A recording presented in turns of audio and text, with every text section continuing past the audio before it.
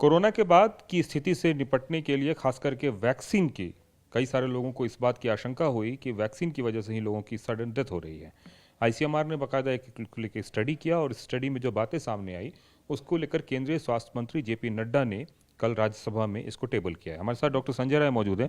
Sir, जब vaccination पूरा programme चल रहा था, आपने भी उस प्रोग्राम को पूरा हैंडल किया देश में, जिस तरह की बातें की जा रही थी, लोगों को ऐसा लग रहा था कि ये सडन कार्डियक अरेस्ट वैक्सीन की वजह से हो रहा है।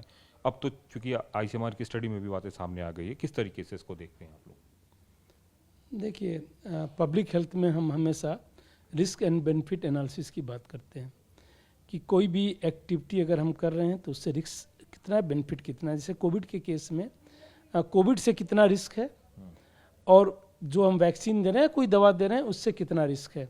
अगर कोविड से रिस्क ज़्यादा है, हर दवा का, वैक्सीन का कुछ ना कुछ साइड इफ़ेक्ट होता है। वैक्सीन के केस में हम serious adverse event following immunization की बात करते हैं। बहुत से एडवर्स इवेंट होते हैं बट सबसे मतलब नहीं रहता है।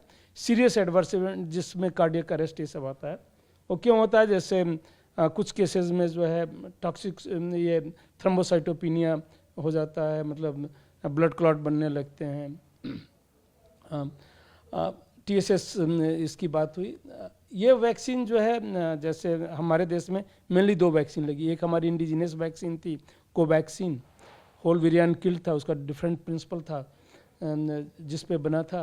दूसरी वैक्सीन है कोविशील्ड, जिसको एस्ट्राजेनेका ने और इसको ऑक्सफोर्ड यूनिवर्सिटी ने बनाया। सो यूरोप में बना, यहाँ पे जो है कोविशील्ड के नाम से ये हुआ। 3 देश में उसके क्लिनिकल ट्रायल हुए थे, Brazil, UK and south Africa. 3 देश में हुए थे।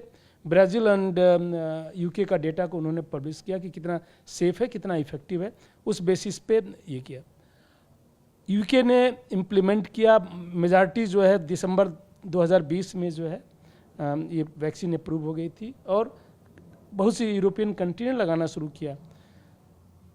उन्होंने बहुत जल्दी ये रियलाइज़ कर लिया कि इससे कुछ प्रॉब्लम क्लॉटिंग की हो रही है, रिस्क बेनिफिट जो है उतना फेवरेबल नहीं है। उन्होंने 1 महीने बाद ही इसको बैन कर दिया पूरे यूरोप में। यूरोप की वैक्सीन थी, 50 साल से कम, सबके लिए बैन नहीं किया, 50 साल से ऊपर के लोगों को उन्होंने दिया, बट 50 साल से कम के लोगों को ऑलमोस्ट पूरे यूरोप में बैन कर दिया। उन्होंने रिस्क, ये दर्शाता है कि उनके यहाँ रिपोर्टिंग सिस्टम बहुत अच्छी है। हमारी कंट्री में भी रिपोर्टिंग सिस्टम है, एडवर्स इवेंट फॉलोइंग इम्यूनाइजेशन है, लेकिन अगर हम ये डॉक्यूमेंट नहीं कर पा रहे हैं तो ये लगता है कहीं ना कहीं कि रिपोर्टिंग शायद उतनी अप टू मार्क नहीं है। अब जो हो गया वो तो हो गया। फ्यूचर में हमें इसको कैसे इम्प्रूव करना है, क्योंकि अगर गवर्नमेंट के पास डेटा नहीं है कोई कि डेथ कैसे हुई, तो ये नहीं कह सकते कि कोविड वैक्सीन से हुई कि नहीं हुई।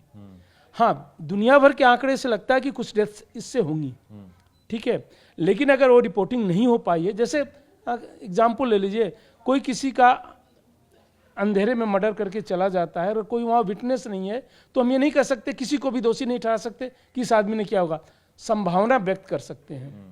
तो हमारे पास जो रिपोर्टिंग सिस्टम शायद अगर नहीं आ रही है, दैट मीन्स कि अप टू मार्क नहीं है। हमें फ्यूचर में उसको इम्प्रूव करने की कोशिश करनी चाहिए। हाँ, एज ए साइंटिस्ट या एज ए डॉक्टर मैं ये नहीं कह सकता कि किसी वैक्सीन से कोई प्रॉब्लम नहीं हो सकती, लेकिन अगर बेनिफिट वैक्सीन देने से ज़्यादा है तो उसको हम कंटिन्यू करते हैं, नहीं है तो नहीं करते हैं। जैसे बच्चों के केस में हमारी सरकार ने सोचा कि बच्चों को देना बेनिफिशियल नहीं है, शायद रिस्क उसमें वैक्सीन से देने से ज़्यादा है, कोविड से रिस्क नहीं है, तो बच्चों को 12 साल से कम के लोगों को इस देश में टीके नहीं लगे।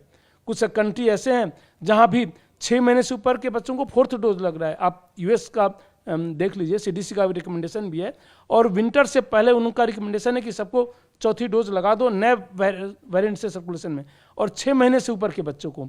लेकिन शायद हमने रिस्क जब बेनिफिट एनालिसिस की इस कंट्री में, तो लगा कि नहीं, इसकी ज़रूरत नहीं है। तो ये सब जो है रिस्क बेनिफिट एनालिसिस पे डिपेंड करता है। तो अब कैमरामैन गंगा के साथ कुमार कुंदन, TV9 भारतवर्ष, दिल्ली।